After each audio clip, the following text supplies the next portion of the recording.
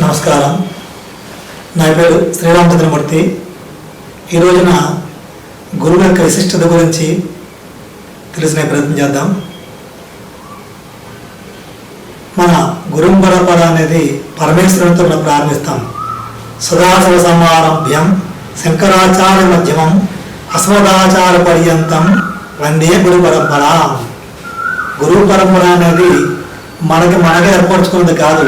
హిందూ సాంప్రదాయంలో ఏది నేర్చుకున్నా సరే గురువుకు సహా నేర్చుకోవడం మన సాంప్రదాయం. గురు బ్రహ్మ, గురుడు విష్ణు, గురు దేవో మహేశ్వర, గురు సాక్షాత్ పరబ్రహ్మ, తస్మై శ్రీ గురువే నమః అని చెప్పేసి మనం వేదం ద్వారా నేర్చుకునే మంత్రాలని పఠిస్తూ ఉంటాం. దీనికి ఒక వృత్తాంతం అనేది గోచరిస్తూ ఉంటుంది. చాలా కాల క్రితం భారతదేశంలో ఒక గురువు గారు ఉండేవారు. ఆ రోజుల్లో విద్యార్థులందరూ కూడా గురువు యొక్క ఆశ్రమాలకు వెళ్ళి విద్యాభ్యాసం చేసుకుంటూ ఉండేవారు. అట్లా విద్యాభ్యాసం చేసుకుంటున్న వారు అందులో వేదధర్మణ మిశ్ర గురువు గారి దగ్గర చాలామంది శిష్యులు శిష్టకం చేసి వారి ద్వారా విద్యని అభ్యసిస్తున్నారు. కొంతకాలానికి వారి విద్యాభ్యాసం పూర్తయింది. అందరూ కూడా వాళ్ళ ఇళ్ళకి వెళ్ళిపోతుందని చెప్పేసి గురువుగారు ఆజ్ఞాపన చేశారు.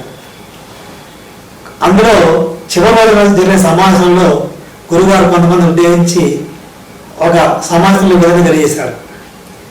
గురువుగారు చాలా ప్రజ్ఞావంతుడు, భవిష్యత్తు తెలుసున్నవాడు.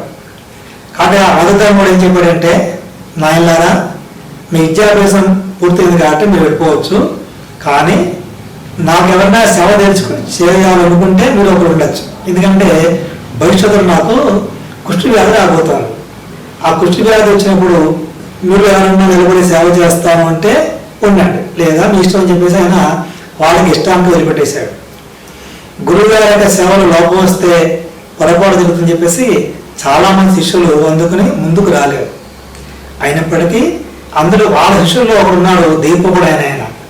ఆ దీపకుడు ఏం చేశారంటే, నేను చేస్తాను గురువు గారు అని చెప్పేసి గురువు గారి యొక్క అనుమతి కోసం గురువుగారిని కాల్చి నుంచున్నాడు. గురువుగారు చెప్పాడు, ఆయన గురు శుశ్రూష అంటే సులువైంది కాదు, కష్టపడాల్సి వస్తూ ఉంటుంది, అన్ని తట్టుకొని చేస్తాను అంటే రా అని చెప్పేసి అతనని తెలియజేస్తే అతను గురువు గారి యొక్క సేవ చేసి అదృష్టం వచ్చేదాన్ని అంగీకరించి ఆయన సేవ చేయడానికి ఒప్పుకున్నాడు. ఆ మన్నాడే గురువు గారు ఆ శిష్యుడు కలిసి మన మోక్షపురి అయిన కాశీనగరం చేరుకున్నారు. కాశీనగరంలో ఆయన, నాయన, ఈరోజు నుంచి నా కర్మఫలం అనుభవించబోతున్నాను, కాబట్టి నువ్వు దానికి సేవ చేయడానికి వస్తాను కదా, సిద్ధంగా ఉండని చెప్పేసి ఆయన తన యొక్క వస్త్రాలు పైన పడేసి తన అంగవస్త్రం కట్టుకొని ఆ మణికర్ణిక ఘట్టంలో స్నానం చేయడానికి దిగాడు. అలా 3 మూలక వేసినట్టే ఆయనకి కుష్టి వ్యాధి వచ్చింది. గురువుగారు ముందే చెప్పారు కాబట్టి శిష్యుడు ఆయనకు తగ్గట్టుగానే కావాల్సిన సపోర్ట్ చేయడం కోసము మెత్తడి బట్టలు తెచ్చి గట్టు మీద పెట్టి చిన్న గడ్డి వేసి ఆ గడ్డి గుచ్చుకోవడం ఆయన వేరే దుప్పటి వేసి ఆ దుప్పటిలో ఒక చిన్న పిల్లవాడిని ఏ విధంగా అయితే ఇంటికి తీసుకెళ్తామో ఆ విధంగా గురువు గారిని పెట్టుకుని ఆ యొక్క గురువు గారిని తీసుకుని దీపం శిష్యుడు తన కోసం అంతకుముందు నిర్మించిన చిన్న కుటీరంలో తీసుకెళ్లి ఒక ఎత్తైన ప్రదేశం పడుకోబెట్టి సేవ చేస్తున్నాడు. గురువుగారికి ఆకలి వేస్తే ఆహారం తెచ్చిస్తున్నాడు, దానం వేస్తే నీరు ఇస్తున్నాడు, రసికాడుతూ ఉంటే తుడుస్తున్నాడు. ఈ విధంగా పగలనక రాత్రినక ఆయనకి ఏది కావాలో అది సఫలం చేస్తున్నాడు. మధ్య మధ్యలో గురువుగారు కోప్పడేవారు, నువ్వు సరిగా చేయట్లేదురా, ఇక్కడ నొప్పి వస్తుందిరా అయినా సరే గురువుగారిని తలుచుకొని గురుదేవ అనుకొని గురువుగారు సేవ చేస్తూ ఉండేవాడు. ఈ విధంగా సేవ చేస్తున్నప్పుడు ఆకలి వేస్తే అది భిక్షాటన వెళ్ళి ఏదైతే తెచ్చో దాన్ని ఆహారంగా తయారు చేస్తే గురుగారు ఇస్తూ ఉండేవాడు. గురుగారు తినేవారు, ఒక్కోసారి శిష్యుడికి తెలియ కూడా కాదు. దాంతో గురువుగారికి తింటే చాలా ఆనందంతోనే ఆ శిష్యుడు భోజనం కూడా మానేస్తూ ఉండేవాడు. ఇలా కొంతకాలం గడిచిపోయాడు. ఒక రోజునైనా అట్లా వెళ్తూ ఉంటే గురువుగారు సేవ చేసే గంగానది నీళ్ళ కోసం వెళ్తున్నప్పుడు అక్కడ ఇతరులు చేసే సేవను గమనించిన ఆ కాశీపురాధీశ్వరుని విశ్వేశ్వరుడు ప్రత్యక్షమయ్యాడు ఆ శిష్యుడికి. ఓ వేదధర్మ శిష్యుడైన దీపకుడా, నీకు నేను వరమిస్తున్నాను, ఎందుకంటే కష్టపడుతున్నావు, మీ గురువు గారి కుష్టి గారు తీసేస్తాను, ఇలా అడిగా అన్నాడట. నీకు ఏమంటారు కోరుకో, గురు సేవ చేస్తాను, నాకేం అక్కర్లేదండి, మా గురువు గారి యొక్క రోగం తీస్తే చాలు అన్నాడట. అంటే నేనైతే తీసేనా అడుగుతుంది, నా గురువు అనుమతి కాదు చెప్పేసి గురువు గారి దగ్గర వచ్చి, స్వామి పరమేశ్వరుడు ప్రత్యక్షమయ్యాడండి, ఏదో అడుగుతాను ఏం చేయమంటారు అన్నాడు. గురువు గారు కోపడ్డాడు.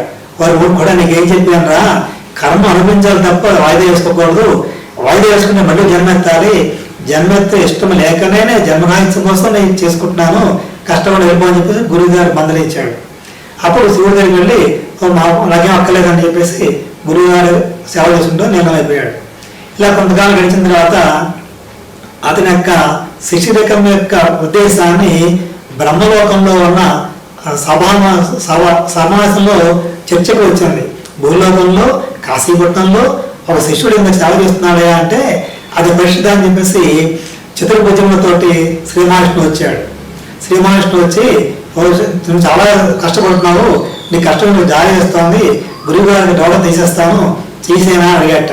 వెంటనే ఆయన అంటే ఇది ఎక్కడండి, మీరు అనేక మంది తపస్సు చేస్తున్నారు, అడగకుండా నాకేమి కనబడుతున్నా, నేను తపస్సు చేశానా, మాట్లాడానా, కానీ శ్లోకం చెప్పలే కదా, ఏదో నా మానం నా గురువుగా సేవ చేసుకుంటున్నాను, మీరు నన్ను ఇబ్బంది పడతారు అని చెప్పేసి మహావిష్ణువు చిరాకు పడ్డాడు.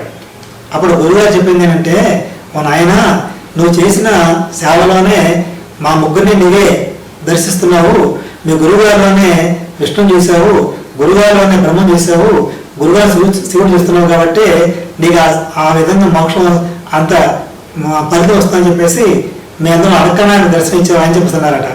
ఆ వేదధర్ముడి దగ్గర వెళ్ళి తన విషయాలు చెప్తుంటే వేదధర్ముడు చూడాయన నీ కర్మ పరిపక్వం కోసం నేను కూడా నటించాను, నేను కూడా బ్రహ్మజ్ఞానం పొందినవాడినే, నీకు మోక్షం వస్తుందని చెప్పేసి గురువు గారికి అతనికి మోక్షం వచ్చేలా విద్య వచ్చేలా ప్రదర్శన చేశాడు. అప్పటి నుంచే ఈ గురు బ్రహ్మ గురు విష్ణు గురు దేవ మహేశ్వర అనే శ్లోకం వచ్చిందని చెప్పేసి పెద్దలు చెప్తుంటారు. నమస్కారం. స్వస్తి.